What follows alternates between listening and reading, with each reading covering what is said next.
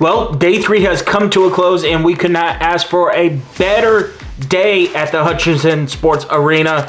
A lot of games came down to the final shot. We've had some fantastic games, starting with Snow and Connor State, going all the way to Vincennes and Indian Hills. So without further ado, let's jump into the first game with Snow taking on the Connor State Cowboys, who upset John A. Logan on Saturday. Like I said, Connor State had to upset John A. Logan in their first game on Saturday. They came back from 10 points down to do that. Their next challenge, the number 1 seed Snow Badgers. Snow, coming into this contest, only had 1 loss on their record, and they were the number 1 overall team for the majority of the season. Let's go ahead and look into what happened between Snow and Connor State.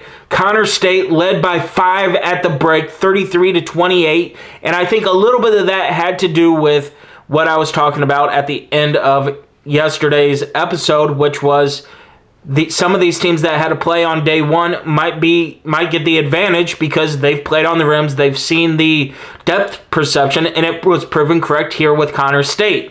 They led 33-28 at the break, and as a team, let's look at that. Connor State shot 22 of 63, while Snow shot just as well at 23 of 66. So Snow was able to rebound in the second half and make it a closer game. Again, 23 of 66. Good for 40 or 35% roughly, and 35%. So they shot about the same there. Connor State was 5 of 12 from behind the arc, while Snow 9 of 27 from three-point land. Free throw wise, Connor State went to the line 19 times, made 14 of them, while Snow was only 7 of 8 from the stripe. Connor State won both the rebounding battle at 45-40 and the turnover battle at 11-12.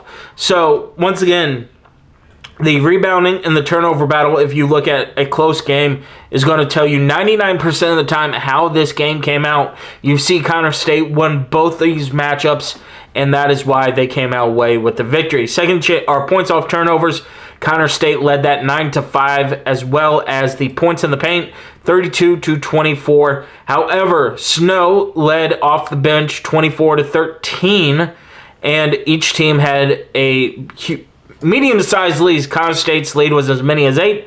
Snow led by as many as 9. We had 4 ties and 7 lead changes in this game. Let's go ahead and look at the individual stats starting in the first half for both teams. Connor State was led by Kevin Stubblefield Jr., who was 2 of 7 from the field, 4 of 4 from the foul line, had 3 rebounds and 8 points. DJ Domu, also 2 of 6 from the field, 1 of 2 from behind the arc. He grabbed 4 rebounds and 3 assists to go along with his 8 points.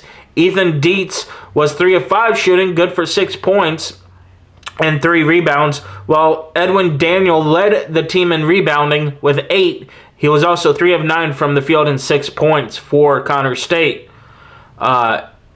Eric Walls came off the bench and was 1 of 4 for 3 points. He was the only one to contribute for Connor State off the bench. For Snow, they were led by McCaden Adams, who was 3 of 7 from the field, 2 of 3 from the foul line, had 3 rebounds and 9 points.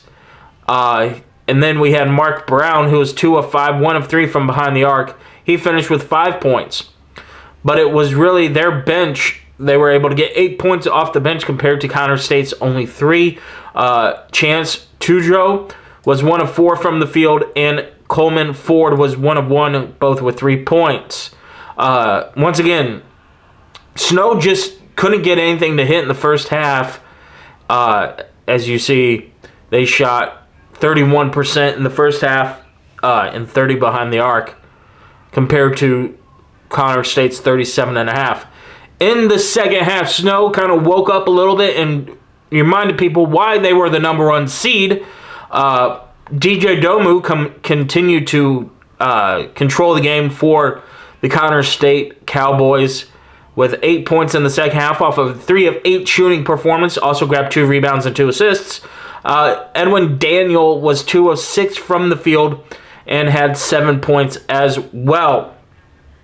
it was Dormu's three-pointer at the horn that won the game for Connor State. He took that from about 35 feet out. As time was expiring, they actually had to go to the monitor to determine if that ball left his hand in time. It left his hand with 1.2 left, and it didn't come out of the net until they could have put probably 0.1 back onto the clock, but that Snow couldn't have done anything with it, so they just called game at that point. DJ Dormu definitely got that shot off in time, and the referees got that correctly. Eric Walls was 4 of 10 from the field in the second half, good for 10 points. For Snow, they were led off the bench by Chance DeJulio, who was 4 of 6 from the field, 4 of 5 from behind the arc, and 12 points. Then you had Isaac Finlayson, who was 3 of 8 shooting from the field, had 4 rebounds, 1 assist, and 1 steal. He had 8 points in the second half. Isaac Garrett was 2 of 4 from the field and had a team-high 7 rebounds in the second half. He finished with 5 points in the half.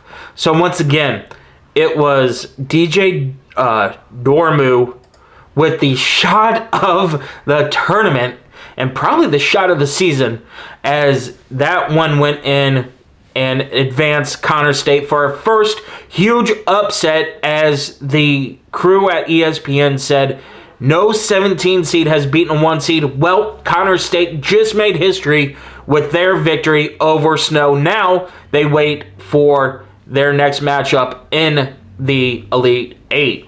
Then in the second game, you had the defending national runners-up Triton going up against Cowley, the 2 seed in this tournament, and Triton came out like gangbusters in the first half and led 30-18 at the break. However, Cowley, once again, they're used to shooting on Hutch's floor as they play the Dragons during the season, so that advantage that Triton might have had against any other team in the tournament goes away against Cowley because they have played at Hutch before. So Cowley, just that days off, they had to knock off some rust. They were able to do so in the second half. They made an amazing shot there with like 5 or 6 seconds left to go. Triton rushed down the court, had 2 opportunities to lay it in and get the win. They came up empty, and Cowley escapes. And yes, the ESPN crew did say escape this game with a 58-57 victory over the Trojans. Let's look at the team stats here. Triton was 21 of 53 from the field, while Cowley was 20 of 50 from the field. Again, both teams shot on this floor before, so it's not an advantage for Triton like it would have been against literally any other team this year. Triton from behind the arc was 3 of 12, while Cowley was 3 of 14 from the field. Both teams got to the line relatively frequently. Triton was 12 of 17, while Cowley was 15 of 19. Triton won the rebounding battle 37-24, but Cowley was able to force 21 turnovers while only turning the ball over 14 times themselves. They got 20 points off those 21 turnovers, while Triton got 14 points off their 14 turnovers. And it's really weird that we see Triton win this category of the second chance points, because they had, like I said, they had an advantage at the end there. They just couldn't put it up and in. Points in the paint tied at 34, and this was huge. Triton, again, led by 12. Their biggest lead was 14 in the first half, and Cowley led us by as many as 6. We had 5 ties, 8 lead changes in this ballgame. For Triton, we'll look at this first half for them. Piyok Makar was 4 of 4 from the field, had 8 points, 2 block shots, and 6 rebounds for Triton. And Vajay Wallace was 2 of 5 from the field, 1 of 3 from behind the arc. He had 7 points. Merrick Maker was 2 of 2 from the field and had 6 points off the bench, while Hassan Dorman was 2 of 3 with 4 points off the bench for Triton. Cowley, on the other hand, was pretty evenly scoring-wise for the starting 5 and really didn't have that much bench support in the first half. They were led by Dallas Whitney, who was 2 of 3 from the field, had 5 points. The next highest scorer was Samarjay Huey, who was 1 of 3 from the field, had an and 1, and had 3 points. He also had 4 rebounds. Once again, it just was not a pretty first half for Cowley, as they just came out ice cold. 5 of 25 from the field to start the game. And that's why they were down by 12 at the break. Second half, they woke up a little bit. Like I said, they had Vijay Wallace for Triton was 3 of 8 shooting, good for 9 points, 3 of 4 from the foul line, and had 3 steals, 2 assists, and 1 rebound. Pico Makar, once again, was 2 of 3 from the field, 5 of 7 from the foul line, had 5 rebounds, 2 block shots, and 9 points in the second half. So those two led the way for Triton. And they got no bench support. So it was all on the starter 5 to lead the way for Triton in the second half. And again, they scored 27 points. They just were not able to hold Cowley, who came off with Shamari Huey, who was 5 of 10 in the second half. Like I said, he woke up and was 2 of 3 from behind the arc and finished with 14 points. Marcus Whitlock Jr. was 4 of 4 from the field, 1 of 1 from behind the arc, and he finished with 10 points as well in the second half. And then you had Marcus Ziegler, who was 2 of 3 from the field, 3 of 4 from the foul line, and had 7 points. And again, this one was really, really close, going down to the wire, and unluckily for Triton and luckily for Cowley, we did not see our second upset of the day. Cowley hangs on, and they will advance to the Elite Eight as well. The first 2 games were so nice. Could Monroe and South Plains make it thrice? Unfortunately not, as South Plains dominated Monroe 91-71 in this ball game. So the Cinderella story for Monroe ends here in the Sweet 16.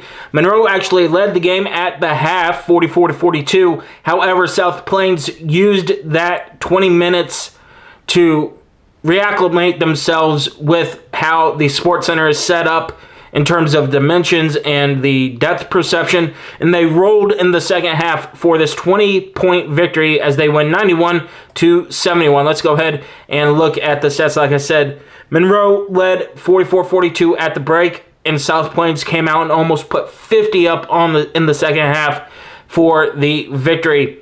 South Plains shot 36 of 68, good for 52.9% from the field, while Monroe in the second half went ice cold and was 25 of 73 for 34%. Monroe was 9 of 33 from behind the arc, while South Plains was 11 of 22. And both teams got to the line about evenly. Monroe was 12 of 14 from the stripe, while South Plains was 8 of 13 from the stripe. Monroe forced 14 turnovers from the Texans, while the Texans forced 11 turnovers. Rebounding-wise, South Plains wins that battle 44-33. And the Monroe team scored 13 points off turnovers compared to South Plains' 9. But it was really here in the rebounding category. Once they took the lead there, it was going to be all South Plains. As we look bench points as well, Monroe actually wins this battle 24-19, and they win the second chance points. However, South Plains dominated in the paint 42-24. Monroe did win the fast break point battle 14-10.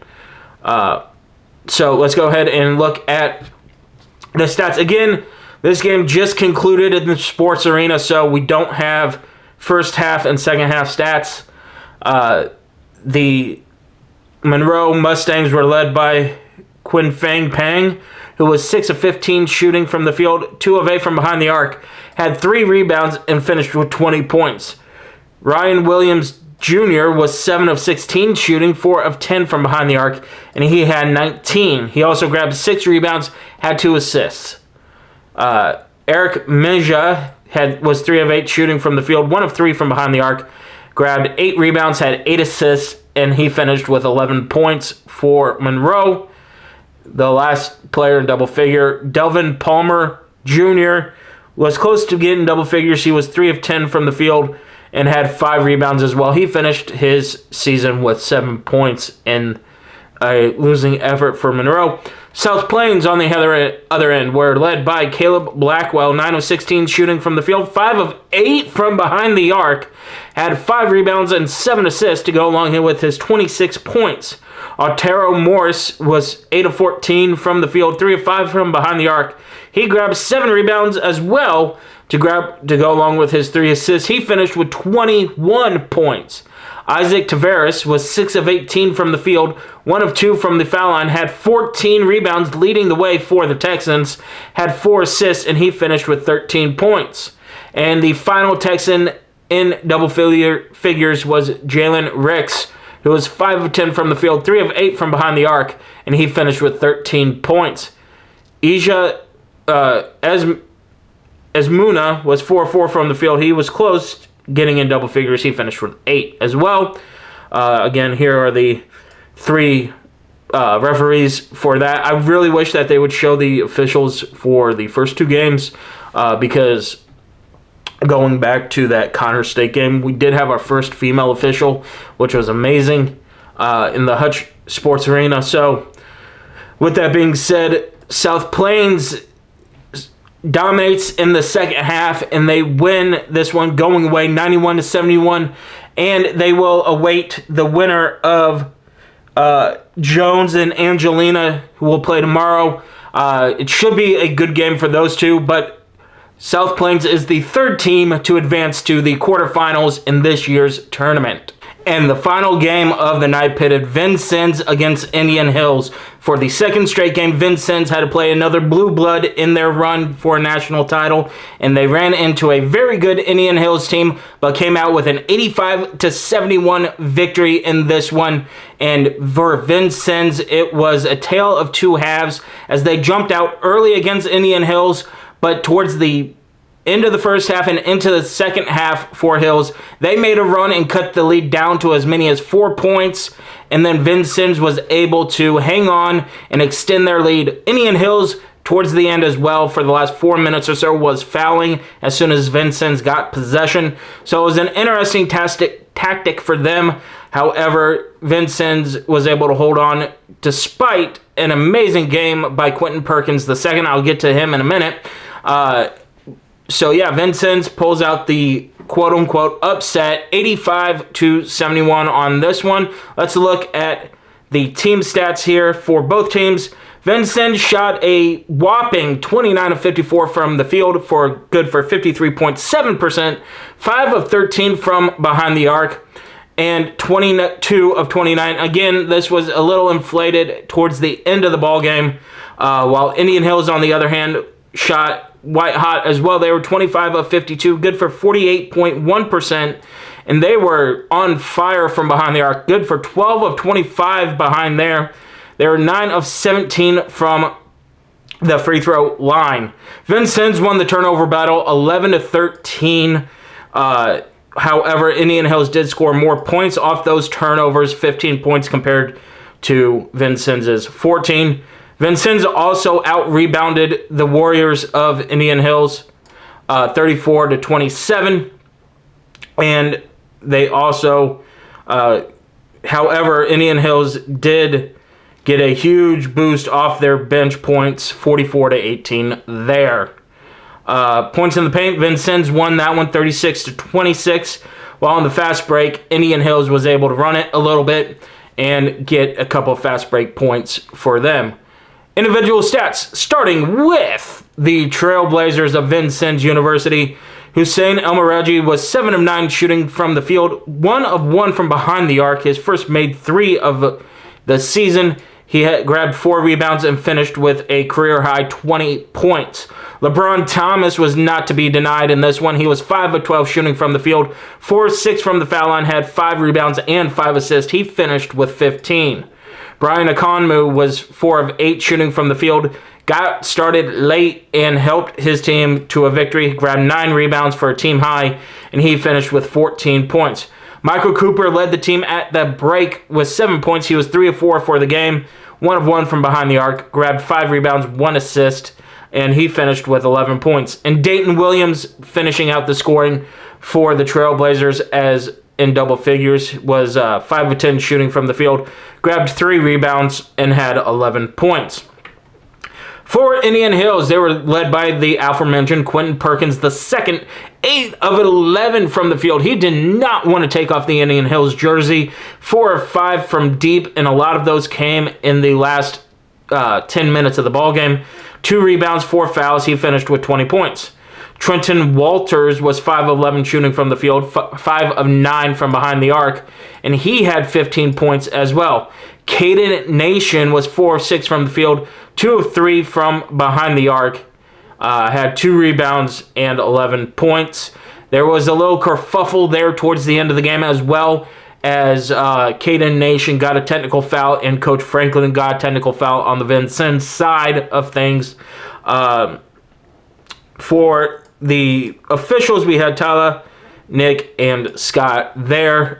These officials let the teams play a little bit, which is good to see in this type of game. Both teams very physical, like to get after each other. There is a rivalry between the two teams, so I think the referees allowed that to play into their decision-making towards the foul calling. But when Indian Hills made an intentional attempt to foul, it seemed like they had to do it 2 or 3 times before they would actually call the foul late in the ball game. But Vincennes pulls out a huge win, 85-71. They advance to the Elite Eight. Once again, Coach Franklin making a habit of going to the Elite Eights, especially from this 3 or 14 slot. He said it when Nick Nielsen and JUCO Advocate interviewed him after the game against Three Rivers. He likes this slot. When they won it in 2019, they were a 3 seed. They're 14. All he said is, well, we like the slot.